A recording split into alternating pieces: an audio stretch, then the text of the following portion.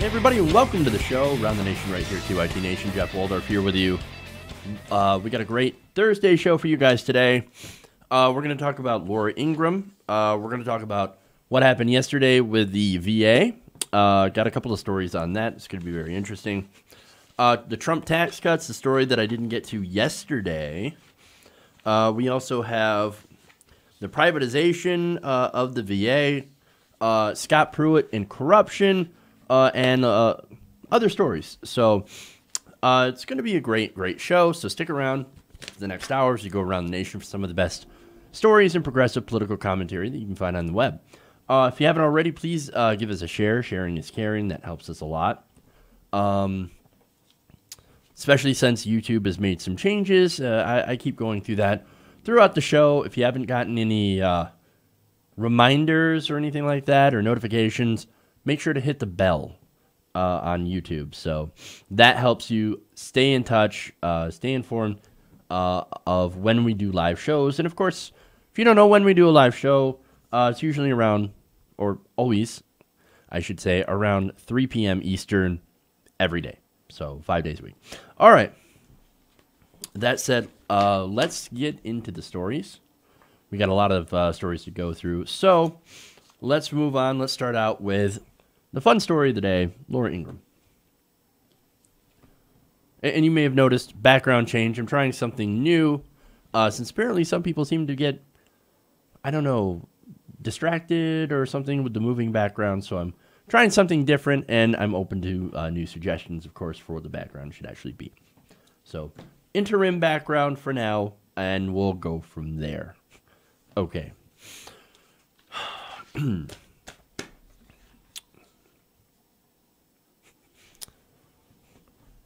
Now, recently, members of the right wing have been attacking David Hogg, as well as some of the other Parkland survivors. These are high school students, of course, that have survived a horrific mass shooting and are now advocating for common sense gun control. No, they're not actually trying to get rid of guns. They're not trying to get rid of the Second Amendment, but they are calling for some gun control measures that are actually very popular with the American people. This has the right wing incredibly nervous. They are not happy with this. And so many personalities have come out and attacked some of these students. As I said before, the most recent attack, I should say, is on David Hogg. Now, Hogg was recently attacked and mocked on Twitter by none other than Laura Ingraham. Now, Ingraham basically teased him about not getting into a college. She tweeted, David Hogg rejected by 4 colleges to which he applied and whines about it. And she tweeted a link to a Daily Wire article. Now, Hogg told TMZ, and this is what the article is based on, that he had been rejected from UCLA, UC San Diego, UC Santa Barbara, and UC Irving. But he was accepted at a Florida Atlantic University, Cal Poly, and Cal State San Marcos. Now, he told TMZ, look, I'm not surprised at all that I got rejected from certain colleges. That happens. In fact, he said, I think there's a lot of amazing people that don't get to go to college. Not only do things like I do, but because their voices just aren't heard in the tsunami of people that apply every year to colleges in such an economic impacted school system. Here, which we have in America, where people have to go into massive amount of debts just to go to college and to get an education. Okay. So, look, that's fair. Now, does that sound like he's whining? Well, according to TMZ, no. The person who ran that story, and let me get his name here, Harvey Levin, writing for TMZ, he says, quote, on Twitter, David was not whining. I called him about the story. He was not feeling sorry for himself in the slightest. It was my idea that colleges should consider applicants who are so committed. Did you watch the video? My guess is no. And again, this is another way to say, oh, look at these entitled young people. And I love how they tend to lump them in with millennials, and which they basically say the same thing about. But no, this is Generation Z. These are younger people, younger than millennials. And look, they have the same problems as millennials, as they have the same world that the millennials have lived in, have inherited. So now, one, of course, I guess, solution to some of what he talked about, the huge amounts of debt, is debt-free college, where you actually go and you get tuition-free, or you get to go to a school, a public college or university that is tuition-free. That is a Bernie Sanders proposal that is getting adopted by some in the Democratic Party. That's great. I would love to see that, and that would actually help with that specific problem. Not so much with getting rejected, but nonetheless, again, that's not something that really bothered him too much, and a lot of people get rejected from a lot of colleges. The people who don't get rejected are people like Donald Trump, whose father had a lot of sway at Wharton. So, hey man, get my son into Wharton and then pass him through. Sure thing. How much money are you going to donate to the college? That's usually the question asked. But anyway, so now after Ingram went after him, he decided, you know what I'm going to do? I'm going to list some advertisers and say, you really want to do business with somebody who goes after 17-year-olds on Twitter? And he asked his 595,000 followers to call these different companies to voice their displeasure. Now, some of these companies include Hulu, Liberty Mutual, Sleep Number, and some other companies that have already responded. Now, he tweeted directly at those businesses asking if they would continue their support of this host. Because, look, consider what she's doing, right? She's basically punching down. She's mocking a survivor of a mass shooting. That's real fucking classy. And it's not like, oh, I'm doing so, like, I'm coming after you and I'm saying that I have a different opinion than you and I disagree with that. No, you're basically mocking somebody for not getting into a college. He's not smart enough, he's an idiot, he didn't get into this college. What would be the point of such an attack? It's because, look, I think she's scared. I think a lot of these people are incredibly scared at the power of some of these people, these young people. I mean, look at what they've done. They've gathered together a lot of attention. And they've moved some lawmakers, even some lawmakers in Florida, to adopt some gun control measures. They've had an impact on the national conversation. Now, I would like to see them extend their impact to more people of color, things like that, in police brutality. But hey, you know what? One thing at a time, right? And I think on gun control, which takes up a lot of time and a lot of effort, especially going after and fighting against the NRA, which is the most powerful lobbyist group in America, what they've done so far is pretty amazing. And so I give them all the credit in the world. Now, basically, this story kind of illustrates how the right snowflake is melting because of this movement. They don't have any good ways to argue. They have bad arguments. They don't have any arguments, so they go after the messenger, right? That's why, of course, they go after David Hogg for not going into college or not getting into his college, and attacking Emma Gonzalez for wearing a Cuban patch on her flag, or on her jacket, sorry. Cuban flag patch on her jacket. So, look, now, as I said, these kids are fighting back, and they've already scored a couple of small victories. For one, Nutrish, one of Ingram's advertisers, told the Daily News that the company will cut ties with the show. They said, this is a spokesperson, "We are in the process of removing our ads from Laura Ingraham's program, as the comments she made are not consistent with how we feel people should be treated." Not only that, but you have TripAdvisor also pulling their ads, and now the newest one, as of this recording at least, Wayfair. They've also decided to pull their ads. In response to all these advertisers leaving the show, Ingraham goes, oh shit, what am I going to do? Okay, I'm sorry. She tweeted, "Any student should be proud to have a 4.2 GPA, including David Hogg. On reflection, in the spirit of Holy Week, I apologize for any upset or hurt my tweet caused him or any of the brave victims of Parkland. For the record, I believe my show was the first to feature David immediately after that horrific shooting, and even noted how poised he was given the tragedy. As always, he's welcome to return to the show anytime for a productive discussion." And she, of course, puts a YouTube link of David Hogg being on her show. No, see, this wasn't saying, David Hogg, you're welcome back on the show. No, this is a message to the advertisers. Advertisers, you're welcome back on our show anytime. See, look at me. I've made nice. Please don't go away. I mean, if you guys were hurt or offended at all, I'm totally sorry. And by the way, remember, he was on my show, advertisers. So don't leave. Don't leave. Please don't leave. I love you guys. I love you advertisers. I love the Parkland kids. They're so great. They're so brave. They're so poised. Please come back. I miss you. Desperate call for action. These kids are having a hell of an impact. And that is awesome to see. Okay. Like I said, that's too much fun.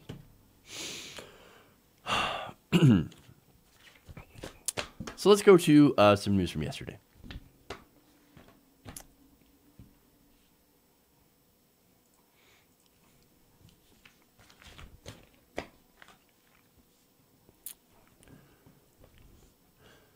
Now, yesterday, President Trump announced via tweet that he is firing VA Secretary David Shulkin and replacing him with Ronnie Jackson. Now, I'm going to get to him in a minute. First, let's go to that tweet. He said, "I am pleased to announce that I intend to nominate highly respected Admiral Ronnie L. Jackson as the new Secretary of Veterans Affairs. In the interim, Honorable Robert Wilkie of DOD will serve as acting secretary. I'm thankful for David Shulkin's service to our country and to our great veterans." Okay, so this is another guy fired via tweet. That's got to be super embarrassing. I mean, you don't know you're fired until you check Donald Trump's Twitter account. That is super sad. That's like getting a breakup by a text, right? Like, oh man, that sucks. How impersonal. But that, of course, that's how Donald Trump works. Now, the president said in a statement about Jackson, who was a Navy Rear Admiral, he has, quote, seen the firsthand the tremendous sacrifice our veterans make and has a deep appreciation for the debt our great country owes them. So, now, who is Ronnie Jackson? Now, apparently he's a longtime presidential physician. He is Trump's personal physician, and to be fair, he was also Obama's personal physician as well. So he has served in that capacity for quite some time. Now, what does that have to do with the VA? Well, that's what a lot of people are asking. Apparently, he has no experience in actually managing a large federal bureaucracy. It might actually help if you have some.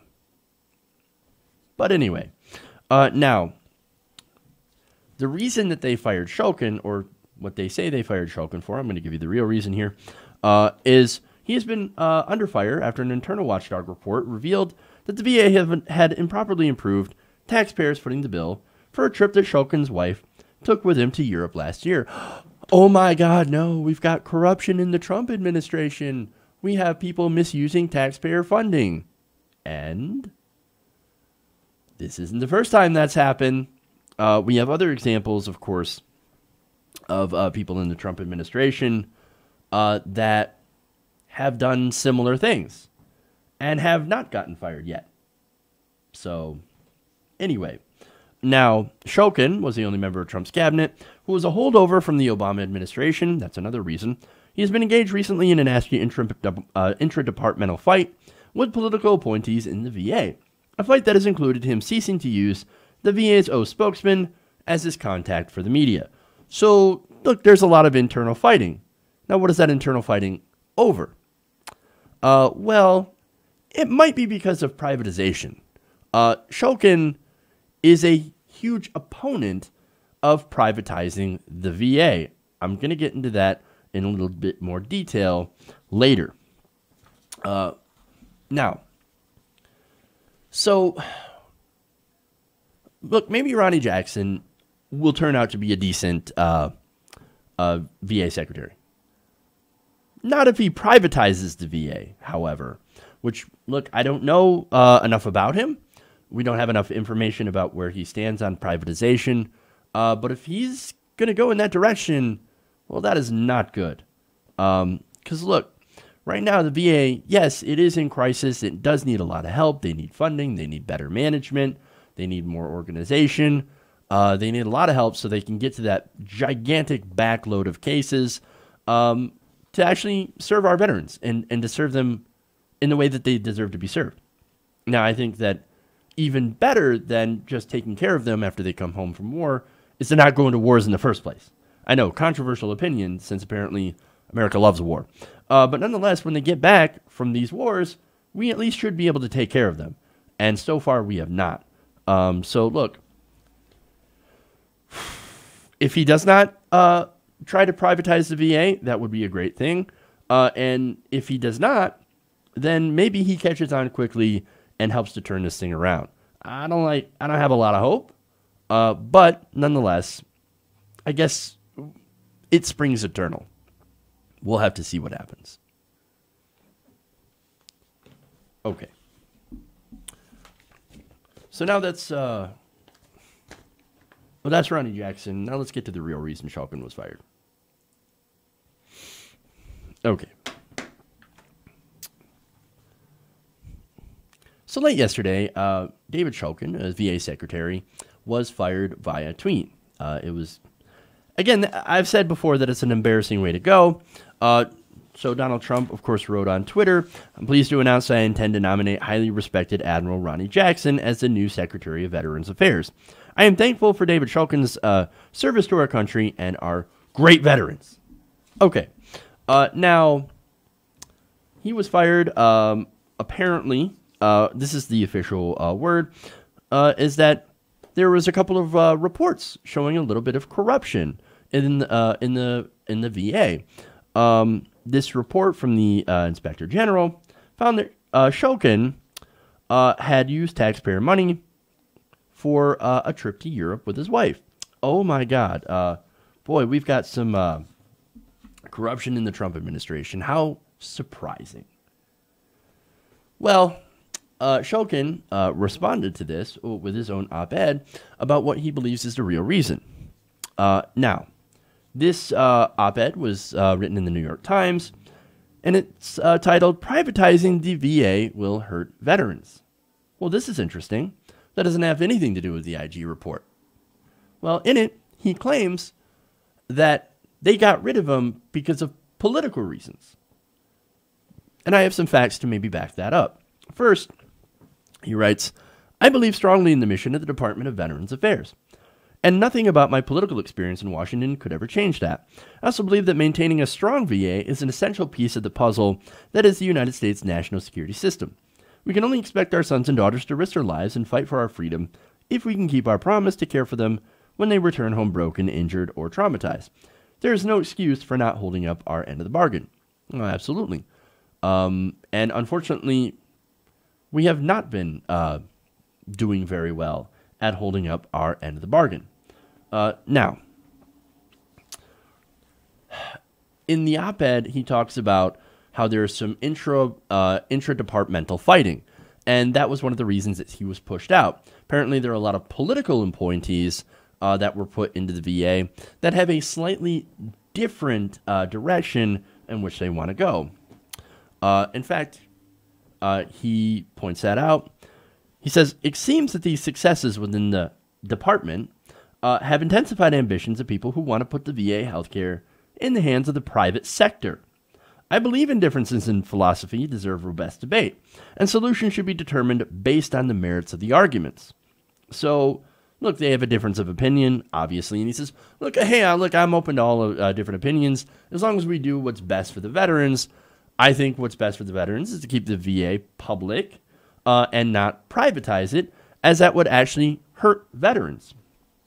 Now, this disagreement would happen to be the reason that Shulkin was removed. He said, "The advocates within the administration for privatizing VA health services reject this approach. They saw me, quote, as an obstacle to privatization who had to be removed.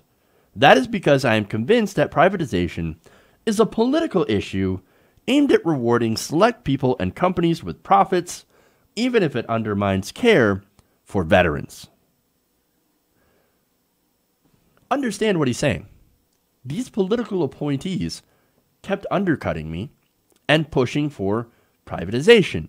Donald Trump himself, who put in these political appointees, or allowed for these political appointees to be put into the VA, want to privatize the VA.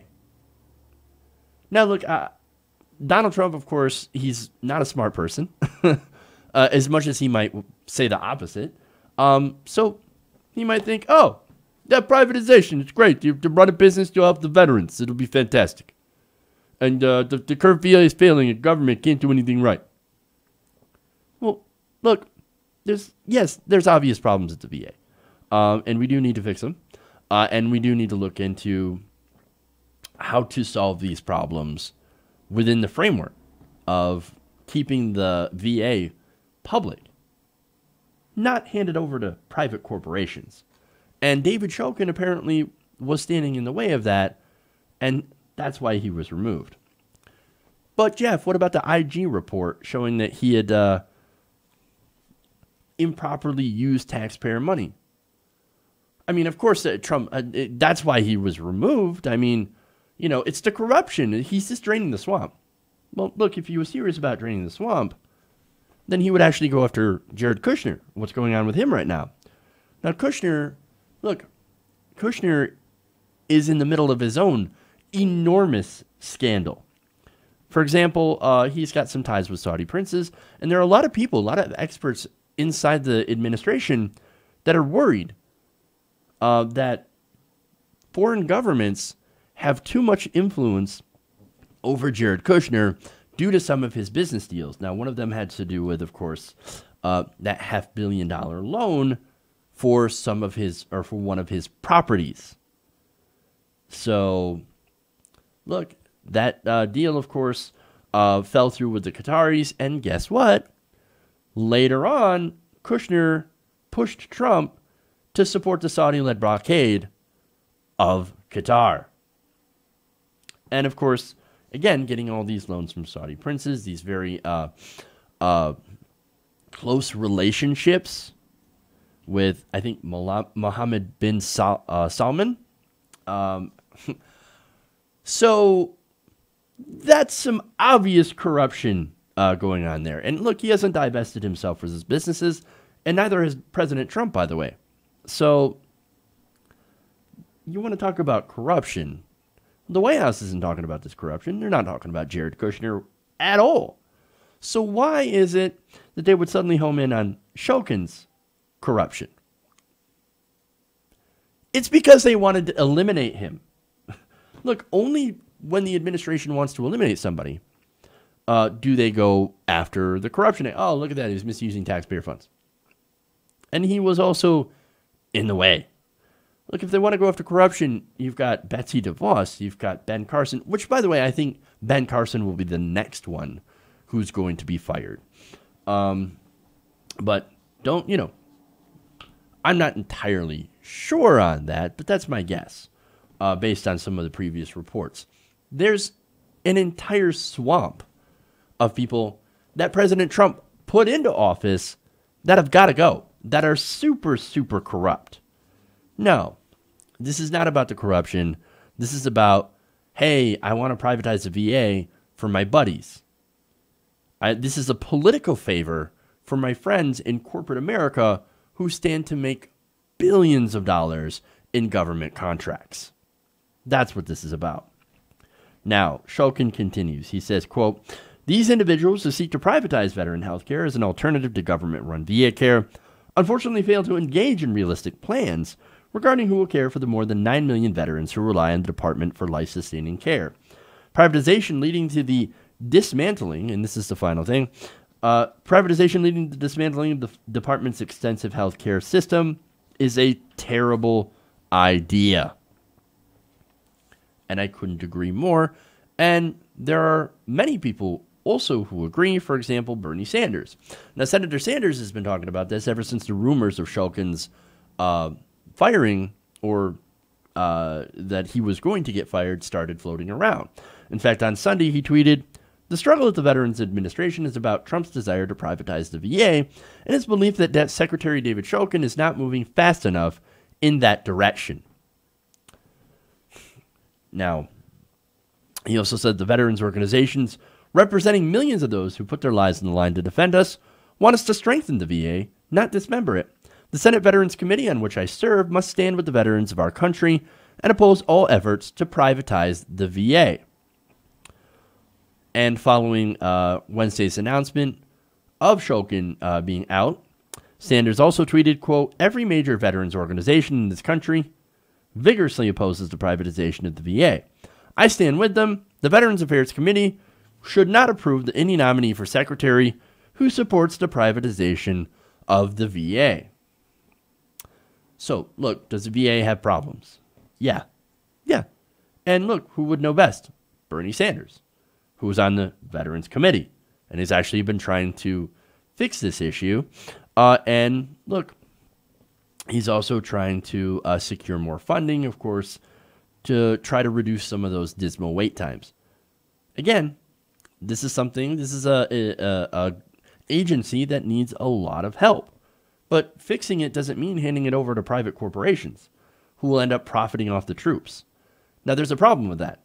Whenever you put a profit motive, now in this case, a profit motive into veterans' healthcare. But wait, in order to continue that profit stream, wouldn't you need to create more veterans?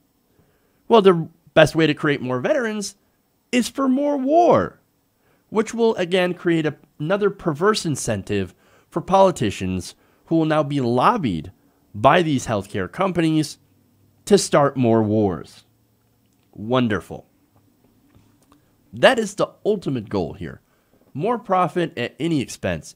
Hey man, look, if our veterans don't get the kind of care that they need, sad. If we start more wars to create more veterans so we can create another profit stream, sad day. Sad day for the people, not only who will be sent off to those wars, but to the countries that we will tear apart in doing these wars. So that's what's going on. Make no mistake, Shulkin's exit wasn't about ethics. It was to continue, or I should say, to begin the breaking apart of the VA, another government agency, to sell it to private corporations. Don't be fooled. Okay.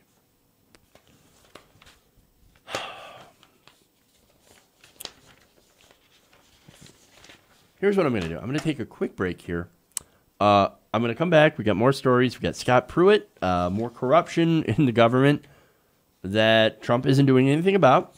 We have the tax cuts and how they've impacted regular people. And finally, the balanced budget amendment. Oh, boy. Okay. So, quick break. We'll be right back. Stay right here, Round the Nation.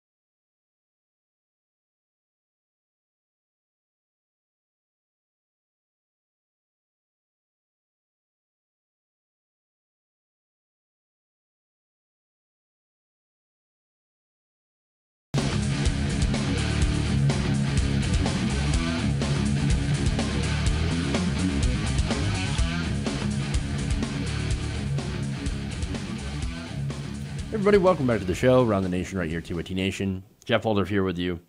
If you haven't already, please give us a like and a share. That helps us out a ton. Engagement, man. That's what the game's all about. So the more you engage with our content, the more it shows up on not only your feed, but everybody else's feed. So that helps out a great deal. So I'm counting on you, subscribers.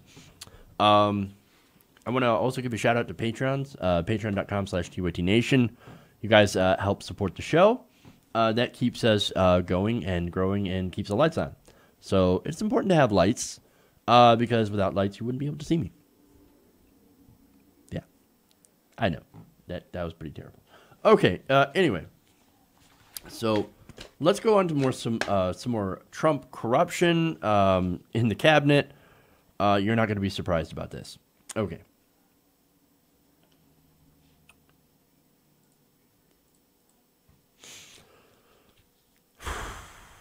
Okay. Now,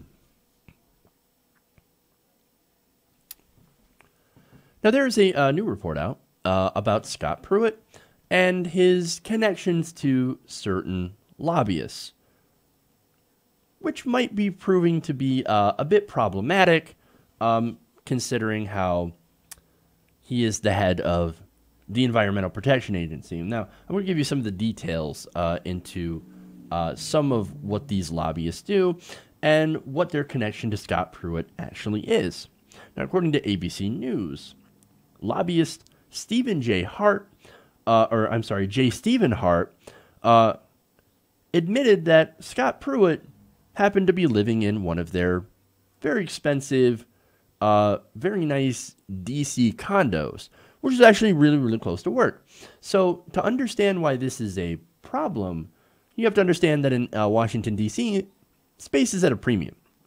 So if this lobbyist is giving more favorable terms to Scott Pruitt to rent out this wonderful DC apartment, condo, well, that could be problematic because what would this lobbyist want in return? Let's get into the report. Now, the Harts were described in 2010 by newspaper roll call as a lobbyist power couple. And Hart told ABC News that Pruitt lived in the D.C. condo, which is owned through an LLC that links to an address owned by the lobbyist and his wife, Vicky Hart. Now, Vicky Hart happens to be a lobbyist specializing in healthcare. Fascinating. Now, Stephen Hart, chairman and CEO of Williams & Jensen, to give you a little background, previously served in the Reagan Justice Department and is a top Republican fundraiser. And his firm reported more than $16 million in federal lobbying income last year. Among his many clients, and this is where it starts to be problematic, well, number one of his clients is the NRA. Well, that's standard conservative Republican fare. And the EPA doesn't have anything to do with the NRA, with gun regulation. Okay, that's fair enough, right? However, one of his other clients is something called Cheniere Energy Incorporated, which reported paying Hart's firm $80,000 a year. So you have a government official, right, living in a very plush DC condo, which is very well coveted because space is at a premium, very, very close to work. How fortunate, right? Happens to be owned by one of the power lobbyists in Washington, who happens to have clients in the energy sector.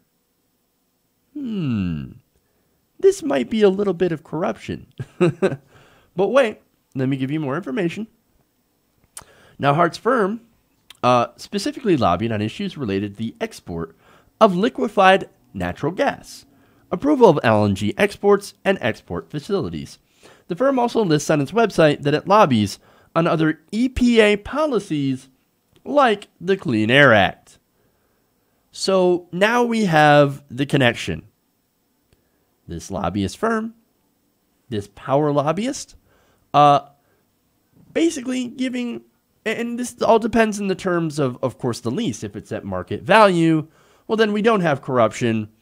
We just have somebody saying, I'm going to help out a friend. We're going to rent it out at fair market value. And if somebody else wants it, that gives me a better offer, then yes, I'll probably kick the guy out. Now, would that happen? I don't think so, because I do believe that this is a case of corruption. But we would have to look, of course, at the rental agreement. We would have to see a copy of it in order to really kind of see, get that concrete proof that it is corruption. So, nonetheless, it seems really, really shady.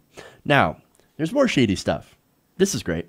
Now, Cheniere Energy, as I mentioned, they're another client of this lobby firm. They owned the only active liquid natural gas export plant in the United States at that time. At the time, of course, the lease. Now, liquid natural gas exports was on the agenda for a discussion during a 2017 December trip to Morocco. Now, that is a trip that Pruitt had used taxpayer money on. On the trip, Pruitt pitched a potential benefit of liquefied natural gas imports on Morocco's economy. So here he is, again, linked to this lobbyist for natural gas, going to a trip to Morocco, an official trip on taxpayer money, saying, hey, look how great natural gas is. Why doesn't your government sign some imports for this company's natural gas? No, there's no corruption here. What are you talking about? Of course, I'm sure none of this has anything to do with getting this condo in a prime DC area next to work. No, what they're looking at is they're saying this could be a potential gift. This is it's a possible ethics violation on the part of Scott Pruitt. Oh, no, Scott Pruitt being corrupt? No. Anybody in the Trump administration being corrupt and being bought off by lobbyists? No, of course not. Now, more on this Morocco trip. According to ABC News, the trip was Pruitt's most expensive. They learned that ABC News has learned that Pruitt, his head of security, and additional member of his staff, Samantha Dravis, all flew first class on, as I said, taxpayer money. Now, look, if they want to go and pay for their own first class, okay, hey, I don't have a problem with that.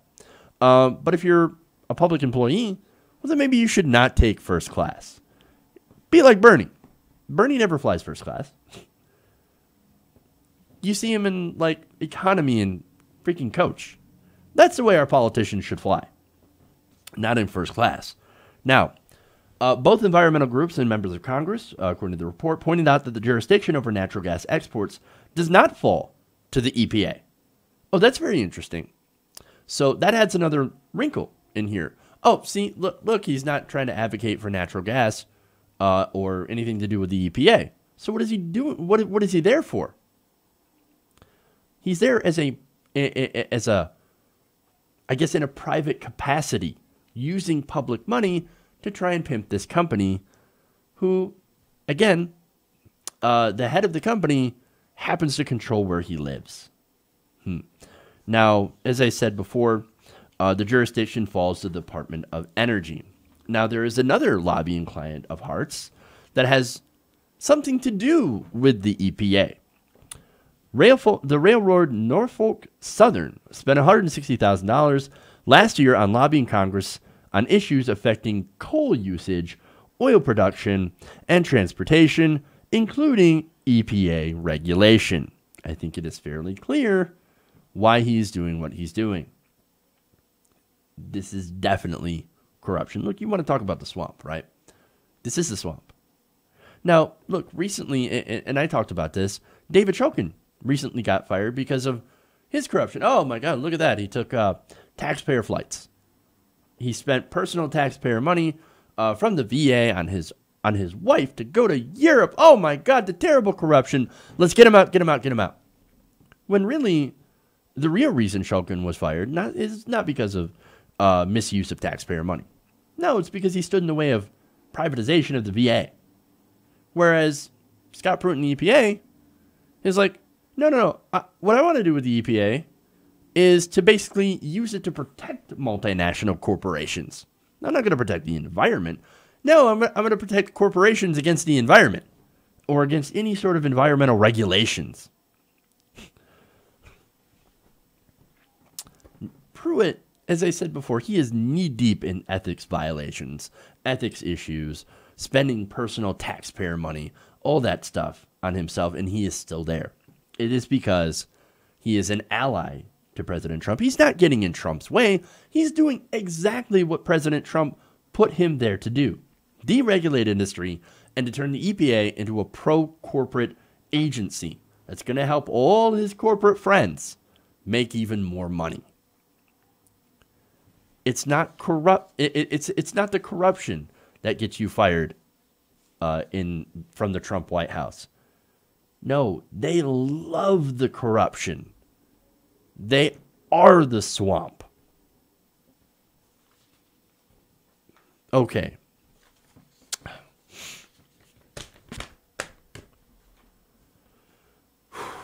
Let's go to the Trump tax cuts. Whoops. There we go. All right.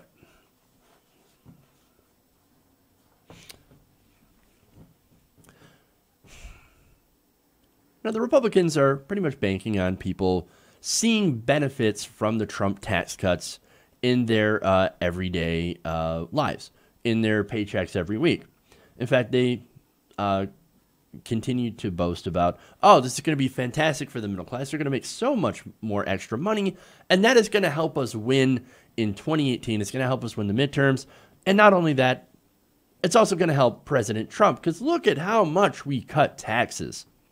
Well, unfortunately for them and for the American people, a lot of people have not been seeing any sort of benefit from the tax cuts. In fact, a recent poll that was released by CNBC's All America Economic Survey is conducted by Hart Research Associates and Public Opinion Strategies, and it was done actually in mid-March. The results of this found that not very many people actually have noticed any extra money in their paychecks. In fact, only a third have noticed more money in their paychecks, and more than half, about 52%, said that they have seen absolutely no change at all. Now, according to the poll, the extra take-home pay is so inconsequential to most people that of the minority who say that they've noticed extra money, a little less than 40% say that it's improved their finances a great deal or fair amount, with the remainder saying that the money either helps a small amount or not at all.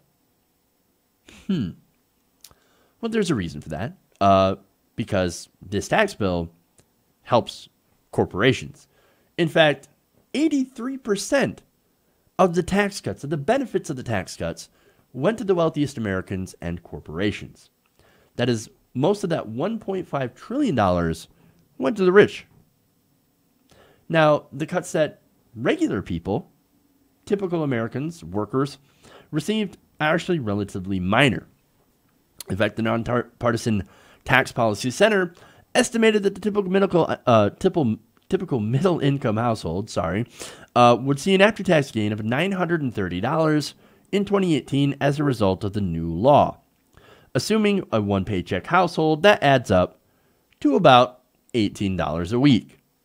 $18 a week is not very much. And look, most people don't necessarily notice a very small amount extra in their paychecks. And there's actually some historical precedent on this one. Now, according to Stephen Leisman, senior economic reporter for CNBC, talking to the Washington Post, we'll go to that in a minute. That's on some of the other things that have eaten up this tax cut. But first,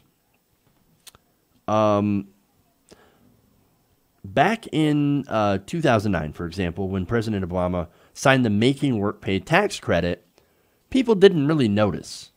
They got an extra $1,200 in take-home pay in 2009 and 2010. However, that was not doled out all at once. It was very limited.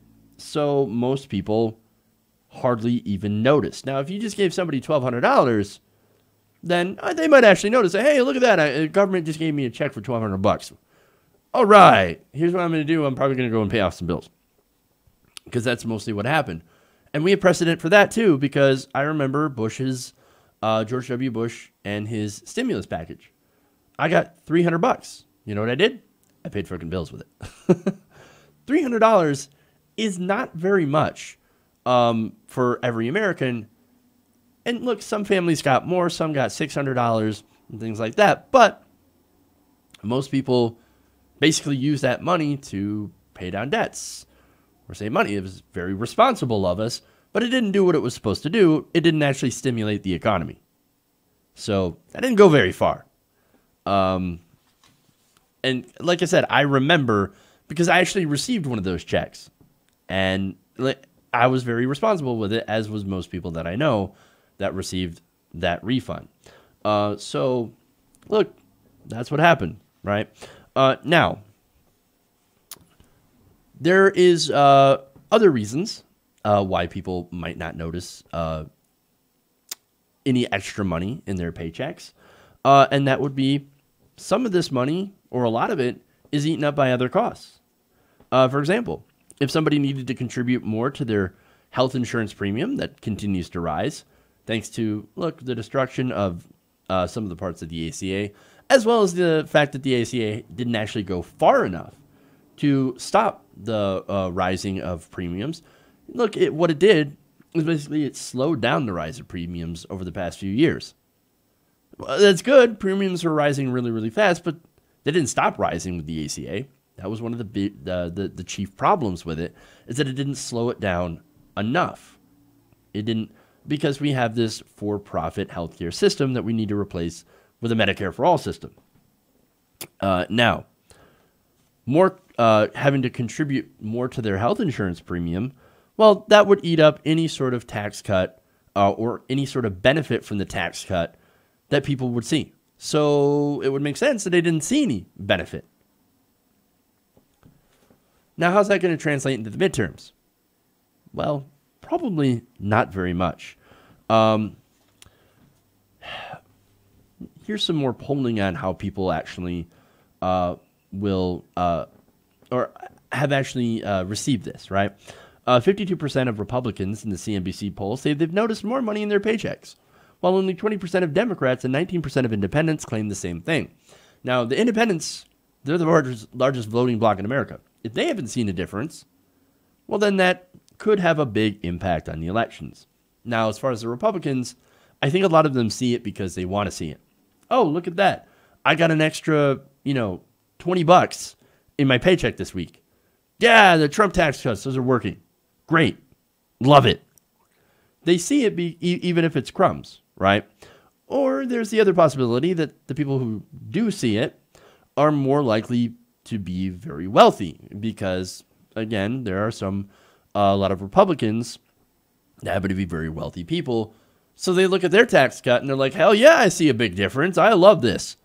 Because they're members of the top 10% who got some of the biggest gains. So there is that. So, look, the whole result of this is that, according to the New York Times, less than 10% of Americans believe that they've actually received a tax cut. Sad. So, this likely will play out in 2018. And not all that well for Republicans who were counting on these tax cuts to trickle down. Well, it doesn't trickle down, and here's your proof. Okay. One more story here. Nope. Not swamp monsters. There we go.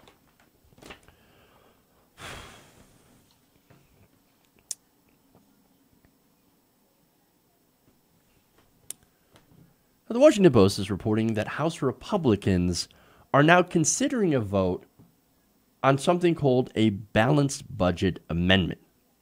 Now, this balanced budget amendment would, of course, proclaim their desire to eliminate the federal deficit, even after they voted to add more than $1 trillion to the federal deficit. Well, now, according to the Post, the plan has virtually no chance of passing, as it would require votes from Democrats in the Senate and ratification by 3/4 of the states.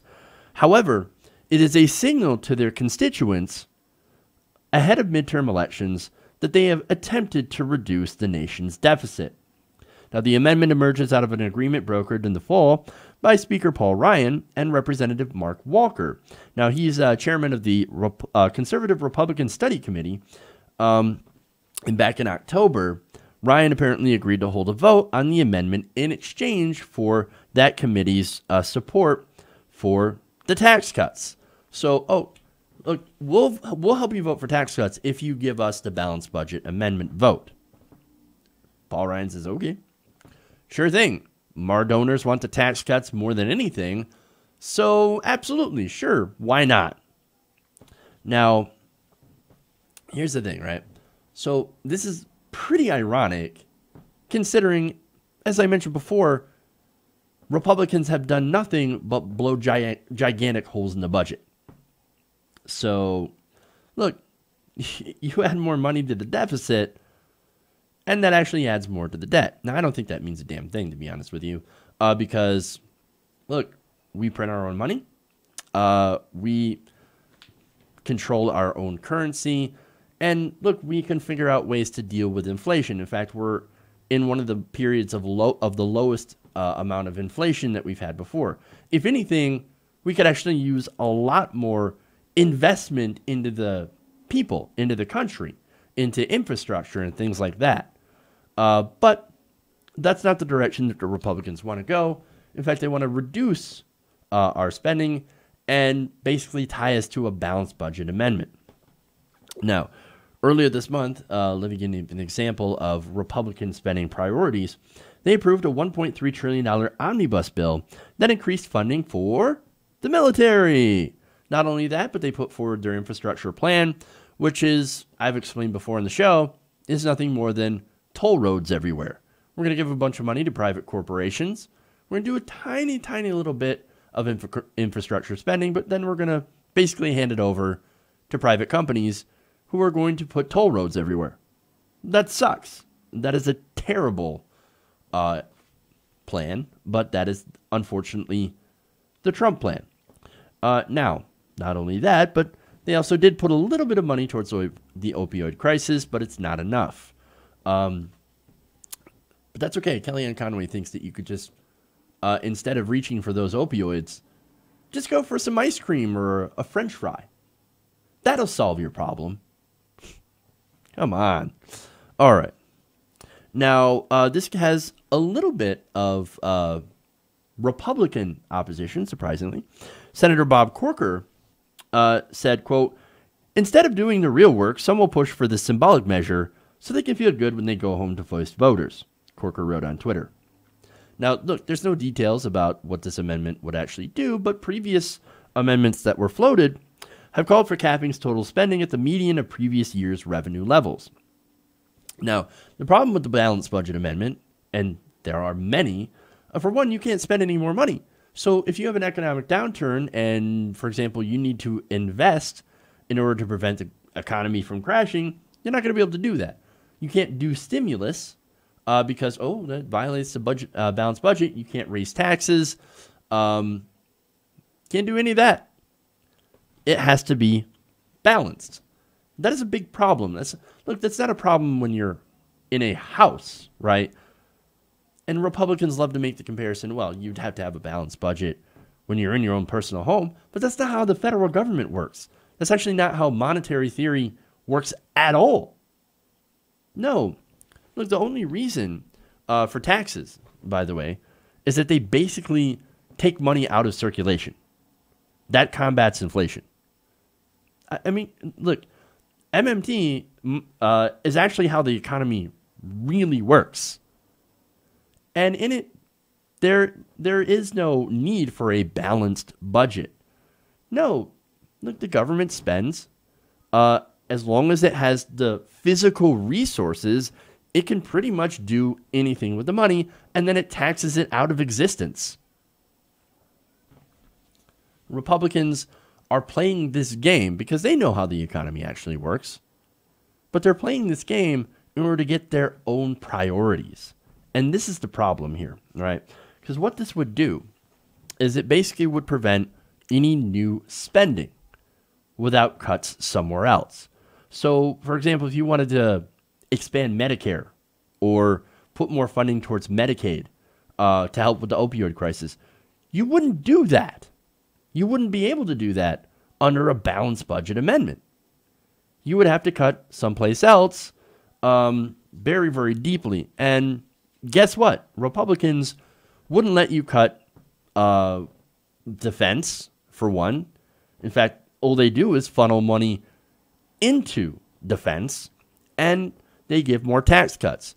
Under balanced budget, you couldn't actually raise taxes either in order to pay for other things, which, again, the economy doesn't actually necessarily work that way because you don't have to raise taxes in order to pay for things, as taxes are essentially there to remove money out of circulation and keep inflation down.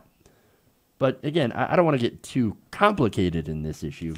But basically, anything that it would actually go to helping regular people under a balanced budget amendment wouldn't be done. Republicans would continue to vote for more money for more defense and use that as an excuse to slash Medicare, Medicaid, and Social Security.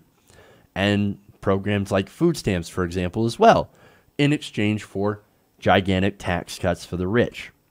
This is why they want to do this. This plan, this amendment is the Republican holy grail. Why? Because in the end, it would end up shrinking government, including regulators. Where you eliminate regulators, well, then these companies can go and do whatever the hell they want.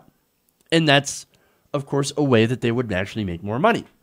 So that's what they lobby for. Yes, let's get rid of regulators. Oh, look, we can't afford to pay for regulations anymore because we have this balanced budget amendment and we've given all these tax cuts to the rich and all the rest of the money to the military. Sorry, you can't afford it. Let's get rid of these regulations then. Not only that, but it would lead to massive privatization. Already we've been talking about privatization of the VA, which is why they wanted to get rid of Shulkin so bad. And why they actually did get rid of Shulkin. So, look, they want to privatize Social Security. They want to give that over to your retirement over to the banks so they can use it to speculate on Wall Street. They want to, again, privatize Medicare, hand it over to their buddies in the health insurance industry, which would love all the new business, all that extra money that would have went into taxes to fund Medicare and Medicaid going to their buddies. That's what this is about. The balanced budget amendment is nothing more than a trick to try and privatize government. That's what it's about. That's what it's always been about. Again, thankfully, this has no chance of passing. And look, I know some of you are probably worried about a runaway convention when it comes to getting money out of politics, but that's not how it works. You actually have to put it through 3/4 of the states and Congress to be able to, and for an Article 5, you would have to have votes on just that amendment. So there is no worry about runaway conventions. They have to pass this amendment to open up a constitutional convention, and it would only allow you to vote on this amendment. It's got no chance of passing, which is great, but nonetheless, this is what they want to do. This is why we cannot give them a chance. This is why we cannot allow them to continue to take over the government, to take over state governments. That's why we have to vote. That's why we have to get involved in politics at the local state level as well as the federal level. That is the only way to stop them from doing this disastrous amendment. So get involved, vote, because a lot of these programs, look, if Republicans continue to take over in these state legislatures and these governorships and get to the point where they control, enough to be able to pass this balanced budget amendment to do a constitutional convention on it, we're in big trouble. Okay. That's it. That's all I got for you guys today. Thank you for going around the nation. If you haven't already, please give us a like and share. Helps us out greatly. All right, everybody. I'm going to go and I'm going to get this stuff edited. We're going to throw this up online, of course. Really, really important that you go and check out our videos. If you haven't already, please subscribe. The more that we, the more interaction that we have on our content, the better off the channel is, and the better I'm able to actually do this content. So, all right, everybody, thank you so much. Love you guys. And remember, change begins with you. Good night, TWT Nation. See y'all tomorrow.